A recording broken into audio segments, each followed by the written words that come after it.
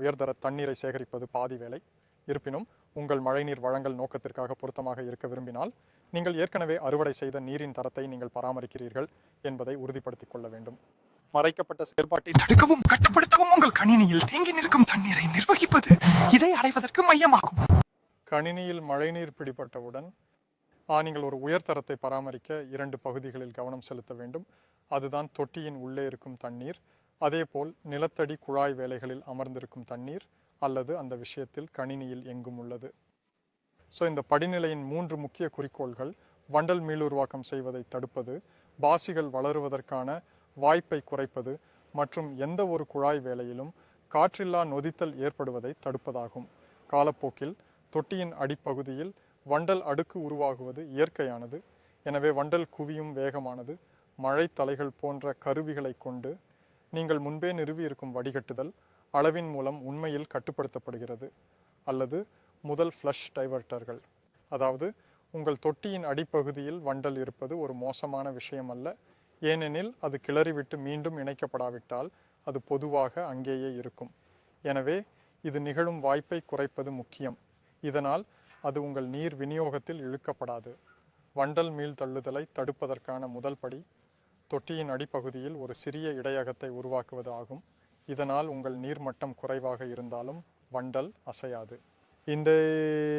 இந்த இடையகத்தை உருவாக்குவதற்கான எளிதான வழி நீர் வெளியேறும் இடம் தொட்டியின் அடிப்பகுதியிலிருந்து குறைந்தது 100 மில்லிமீட்டர்கள் அல்லது சுமார் 4 அங்குலங்கள் இருக்குமாறு உறுதி செய்வதாகும். அடியில் உள்ள இந்த சிறிய அடுக்கு நீர் உள்வரும் எந்த நீரின் சுமையையும் வெளியேற்ற உதவும். நிச்சயமாக தொட்டி ஓரளவு அல்லது முழுமையாக நிரம்பி இருந்தால் அது உண்மையில் ஒரு சிக்கலாக இருக்காது, ஏனெனில் வெளிப்படையாக மிகப்பெரிய தாங்கல் உள்ளது. உங்கள் தொட்டியில் நீர் வருவதை கட்டுப்படுத்த மற்றொரு வழி அமைதியான நுழைவாயில் ஆகும். எனவே இது தொட்டியில் நுழையும் போது தண்ணீரின் திசையை மாற்றுகிறது. இதனால் அது அந்த வண்டல் அடுக்கில் நேரடியாக விழாது. மேலும் நீர்மட்டம் குறைவாக இருந்தாலும் அந்த வண்டல் எதுவும் கிளறப்படுவதற்கான வாய்ப்பை குறைக்கிறது. ஆல்கா மற்ற தாவரங்களைப் போலவே ஒளிச்சேர்க்கை செய்வதால் வளர சூரிய ஒளி மற்றும் ஊட்டச்சத்துக்கள் தேவை. தொட்டி திரைகள் மற்றும் மழை தலைகள் தொட்டியில் ஊட்டச்சத்து சுமையை குறைக்க உதவும். ஆனால் சூரிய ஒளியை தடுக்க ஒரு சூரிய கவசம் இருக்கிறது சிறந்தது. வெவ்வேறு வகையான சூரிய கவசங்கள் வெவ்வேறு முறைகளை பயன்படுத்தி ஒளியை தடுக்கின்றன. சிலவற்றில் ஒருங்கிணைந்த துடுப்புகள் உள்ளன, மேலும் அவை உங்கள் தொட்டியில் பாயும் நீரின் ஓட்டத்தை சிதறடிக்க உதவுகின்றன. மேலும் இது எந்த வண்டல் இடைநீக்கத்திற்கான வாய்ப்பையும் குறைக்கும். இப்போது உங்கள் மழைநீர் அமைப்பில் உள்ள மற்றொரு பகுதி உங்கள் நீரின் தரத்தை பராமரிப்பது முக்கியம். ஈரமான அல்லது சார்ஜ் செய்யப்பட்ட மழைநீர் அமைப்புகளின் விஷயத்தில் இது மிகவும் முக்கியமானது, ஏனெனில் மழை நிகழ்வுகளுக்கு இடையில் குழாய்களில் அதிக தண்ணீர் இருக்கக்கூடும். கவனமாக கண்காணிக்கப்படாவிட்டால் காற்றில்லா நொதித்தல் காரணமாக இந்த குழாய்களுக்குள் உள்ள நீர் மோசமான சுவை அல்லது துர்நாற்றம் கொண்டதாக மாறும். இந்த செயல்முறையானது குழாய் வேலைகளில் காணப்படும் குறைந்த ஆக்சிஜனேற்றத்தின் விளைவாக உங்கள் நீர் வெளியேறுகிறது. பின்னர் கரிம பொருட்களுடன் அதன் தொடர்பு மற்றும் குழாய்களுக்குள் உள்ள நுண்ணுயிரிகள் மற்றும் பிழைகள்.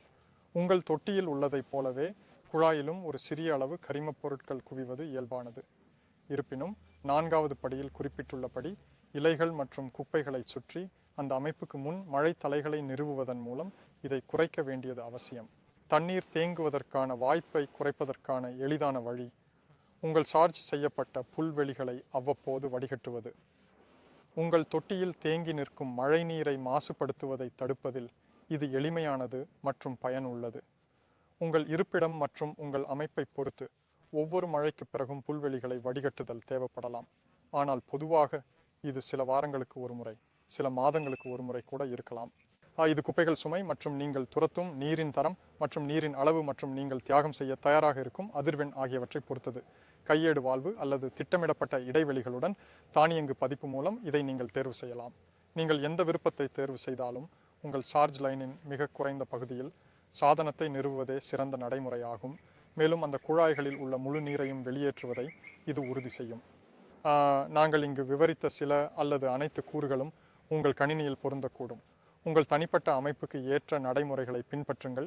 அது உங்கள் மழை நீரை மிகச் சிறந்ததாக வைத்திருக்கும் என்பதை உறுதி செய்யும்.